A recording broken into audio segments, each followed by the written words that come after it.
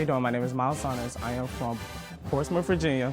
I am an animal science major here with a concentration in chemistry, and I am the Clarinet section leader. What's up, YouTube? I'm back with another BGMM.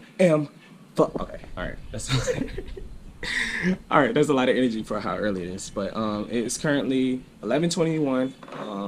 I woke up maybe about 30 minutes ago, but I usually get up a little earlier, fix my bed, do any other things I have to do to get ready for class, pencils, whatever, etc. Right now, I'm currently doing my essay that is due at tomorrow. So I usually start my day by doing homework or any other thing I have to do before practice later on. Also today I have a meeting with my section, and also I have some errands to run with my friends as well. So just join me in my day in the life. Why did you choose North Carolina A&T? Okay, I chose A&T because when I was a freshman in high school, I went to the Honda Battle of Bands 2017. That was pretty much me just looking at other bands, trying to figure out what I wanted to do further then, because I knew I wanted to join a HBCU marching band. But when I was looking at the other bands, I was like, but as soon as A&T hit the field, I was just like, I don't know what I got to do, but I have to go here at all costs. So that's why I'm here at right now. And of course, a part of the agriculture here at A&T as well, because we have a very good a program here for agricultural. So right now I'm currently waiting on the bus, which is right there. I'm waiting on the bus to take me to campus so I can head to class. It is at 12 o'clock, and yeah, we'll start from there. As an ag student, like North Carolina A&T with the A being agricultural, how was it as an ag major here? When I was looking into majors here, because I had to figure out where I wanted to go in the field, because I am an animal science major, but I wanted to further in marine biology. So that was me looking into research, trying to figure out, how can I still do this, but also major in this as well. So as of right now, I'm trying to figure out how to manage my animal science degree, of course, and also be in marine biology. So now I'm trying to figure out like internships and other jobs as in that area as well. Right now I'm currently heading to the bus, which is like literally like right there, which I hope I don't miss. But right now I'm currently heading to the bus, heading to campus to go to class that is at 12. And yeah. You are from Portsmouth, Virginia. Yes. How was it as a out-of-state student coming to North Carolina? Oh my God, that was such a hard process. Currently just got off the bus, walking to class right now. And again, I still got time. It's like 11:42. Gotta be there at 12. So yeah. I am from Portsmouth, Virginia. I went to IC Norcom High School. So there, everybody in my high school goes to Norfolk State, everybody. So me doing the transfer to A&T, it was very, very hard out of state wise, because, trying to figure out money wise and of course scholarships and all that. But unfortunately, I did tell my parents I got a full scholarship here, which I didn't, because I really, really want to go here. Sorry, Mom, love you. But luckily, God figured it out, and now I'm here. All right, this is my class where I head to at 12 o'clock. Luckily, this is my only class of the day.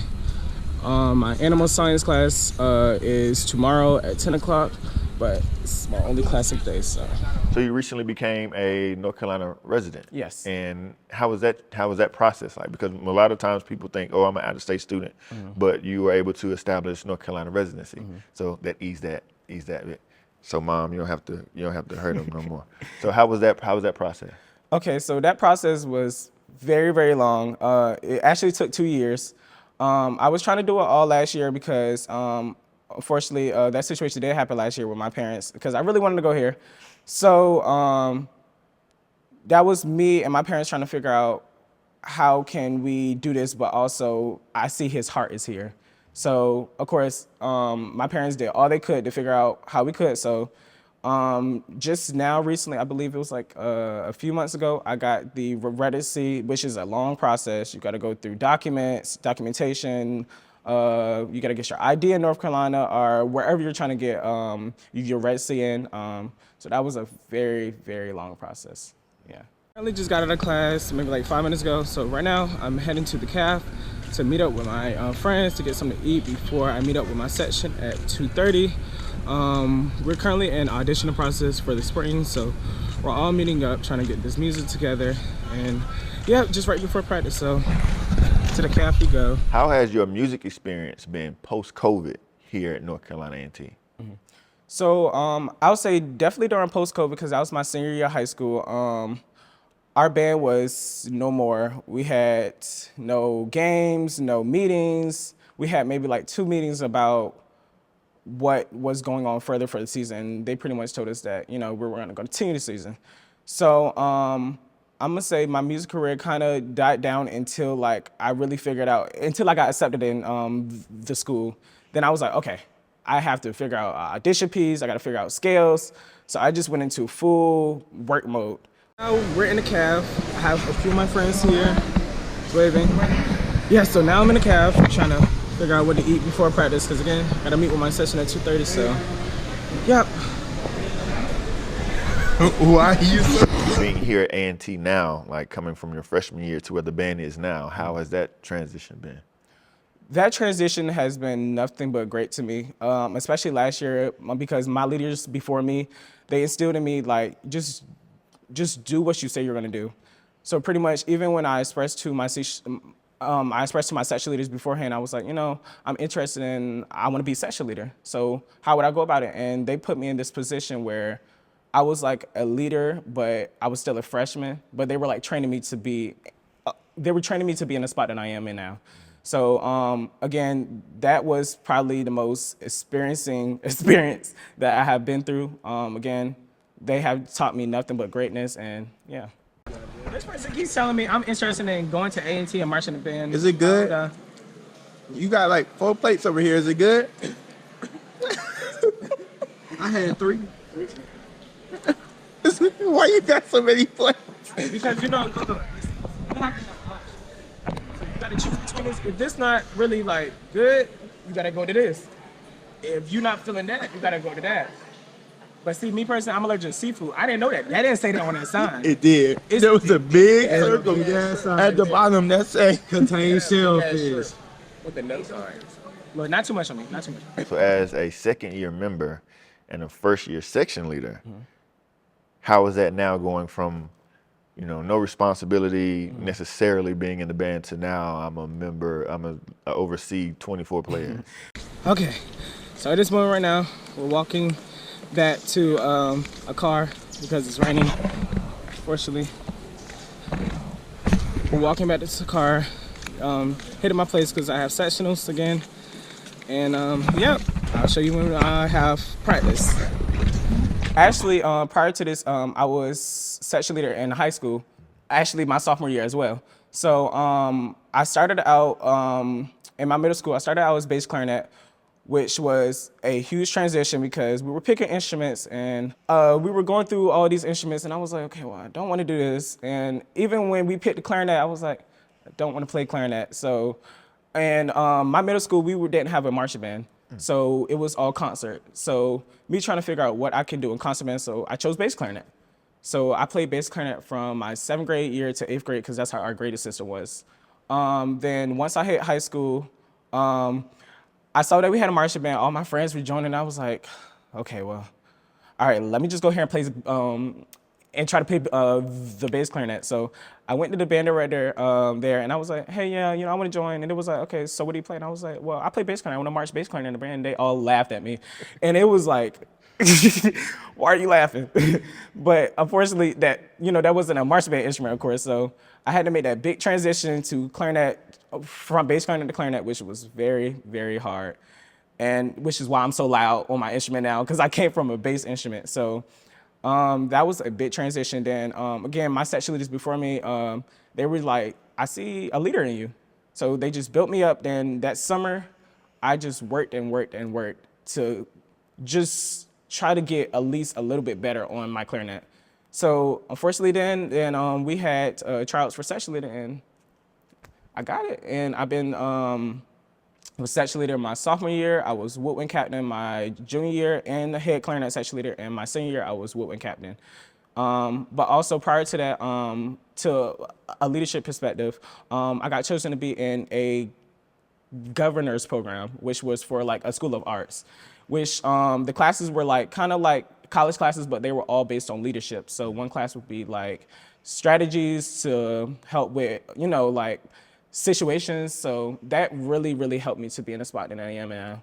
And once I got in the school, I was like, well, I really want to be section leader for a college. And thank God I'm here now. It's going great. Someone made a comment that I thought was kind of funny. It was like being the section leader of the clarinet section is kind of like being over the house of the bad girls club, right? I thought it was kind of funny. But knowing you have to manage all those personalities, and as a male, how do you go about, handling the section or managing the section with so much happening? Wow. That's a hard question because, again, it seems like something's happening every week. And again, from band camp, it was so much happening between that, people were just, it was a lot going on. So I had to sit down with with Ashlyn and Kane, of course, and I had to sit down with them. It's like, okay, what can I do but also stay in my place where I can't come out and be like, oh, well, y'all can't do this because that. And I just had to find a way to speak up without being disrespectful in a way.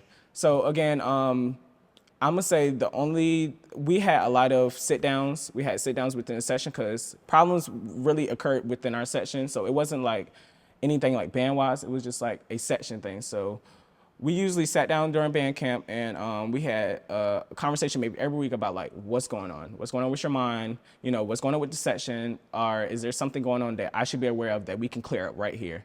So luckily that did work and that worked out during band camp. So now the season has started. Now we don't really have a lot of time because the season is moving just like this. So we don't really have a lot of time to have a discussion that we have. So I think that kind of helped as well because, we're such on a strict time schedule. It's like no time to even fuss or do anything. It's just like, okay, we just got to get this done and y'all can fuss when you get home. So that's how that works out. Okay. So with the influx of new members and, like you say, just going on and on and on and on and having no time, we can fuss when you get home, how do you motivate either band members or members within your section? Mm-hmm. So how I motivate, I am the kind of person that just sits back and I expect the room. So if I'm sitting in my seat and I'm looking around my section, I look at people's faces about, certain things that's going on. I can see them slouching in their chair, they're upset. And I feel like me as a leader, that's my time to really show them that I care genuinely. Because I feel like that's a true leader, somebody that genuinely cares for their section, not only in band, but outside of band as well. So even with my freshmen coming in, say like a situation happens with, they come to me and be like, hey, Myles, my grades are bad. I don't know what to do.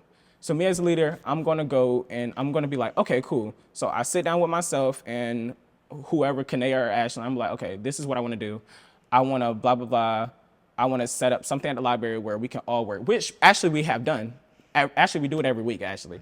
So we actually sit in the library or wherever we can go, we'll sit there and we'll help them with homework because a few of them are actually in my major. Like I believe 2 of them are animal science majors, and throughout the section, they all have somebody that they can look up to in that major. So we also sit down, help them with homework, study, make sure their grades are good, make sure they're good in class, make sure they're just being a great person in general. So I feel like that's how I motivate them to show them that, hey, I know it's a lot going on in band. I know we're doing all this, but also you have to make sure you're staying in your academics because that's what we're here for. So I feel like that's the way I motivate and make sure that I encourage them and show them that, it's okay. It's okay to cry because there's a lot going on. It's okay to cry. It's okay to just go through what you're going through. So with all of that going on, like how do you balance school, band, and everything else? Right. Okay. So school band and everything else. I'm gonna say generally it started in high school course. Because again, with that governor's school program, and I was also on the debate team. I was on Scholastic Bowl. I was doing soccer. I was section leader in the band. I was trying to do Mr. Junior. I was doing all types of stuff. So I feel like that's the way I kind of balance, because my mind kind of works like a machine. It just works like I have to keep doing something for my mind to make sense. So I feel like in college, of course, a lot of people don't do this, but I usually wake up, try to do homework as soon as I wake up, because if I wait till later, I'm like, okay, I don't want to do this. So that's just how my mind works. I wake up and I'm like, okay, I have this essay due by this time, so let me finish this before we go to band practice, because I know I'm not going to do it after I get out of band practice. So I feel like that's the way I kind of do my time management, school band and everything else. And I don't really have everything else. I just sit, I just sit in my school room. and band. Yeah, it's just school and band. All right, so as a first year section leader, but you have the former section leader in Keilan still in the section. You have Ashlyn, who's Tau Beta Sigma president. So I'm saying, like, you have leaders within the section. How do you balance the not older but old leadership with your new mindset? Yeah, so Ashlyn and Keilan were both of the people I was talking about. Even as a freshman, they saw a leader in me, because I expressed to Keilan, I was like, I want to be section leader. And Keilan, I love Keilan so much. She's such a great person. She literally sat down with me each and every week and sat down and was like, okay, well, what do you think you can change from the section that you feel like that can be changed from her leadership standpoint? So as of them being in the section right now, they are the most supportive people I have ever been. They're not the people that, be like, no. They be like, okay, if he makes a mistake, he's going to fix it, because we know Myles. And I'm always the kind of person, I think so hard. If I say the wrong thing, I'm literally in the corner thinking like, oh, geez, I should have said that differently, or I should have did this differently. And I had to work on that. Of course, coming in as band camp, I had to figure out, you don't have to apologize for everything, because again, me trying to find a way of a leader, because I am in a section that is only me and Trishan as males. So again, I had to adapt to my environment. So I think that was the most challenging thing, but of course they've been there, so supportive, and they respect my every decision. All right, last question. What do you want your legacy to be as a member of the Blue and Gold Marching Machine? Okay, I feel like my legacy to be in the Blue and Gold Marching Machine is, I want it to be somebody who was very hardworking, somebody could look up to, and also somebody, when it was time to perform, he left everything on that field. Like, okay, we're in a band room, we're calming down, but once we hit that field, that's everything. Perform like it's your last time that you might ever pick up that horn. And I think that's why my legacy be is a hardworking person that just left everything on the field.